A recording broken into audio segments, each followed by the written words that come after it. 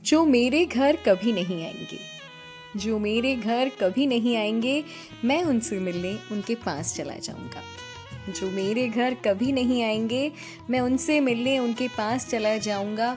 एक उफनती नदी कभी नहीं आएगी मेरे घर, एक उफनती नदी कभी नहीं आएगी मेरे घर। नदी जैसे लोगों से मिलने नदी किनारे जाऊंगा। एक उफनती नदी कभी नहीं आएगी मेरे घर, नदी जैसे लोगों से मिलने नदी किनारे जाऊंगा। कुछ तैरूंगा और कुछ डूब जाऊंगा, कुछ तैरूंगा और कुछ डूब जाऊंगा।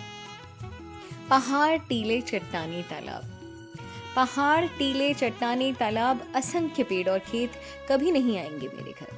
पहाड़ टीले चट्टाने तालाब, असंख्य पेड़ और खेत कभी नहीं आएंगे मेरे घर। खेत खलिहानों जैसे लोगों से मिलने गांव गांव जंगल गलियां जाऊंगा। खेत खलिहानों जैसे लोगों से मिलने गांव गांव जंगल गलियां जाऊंगा।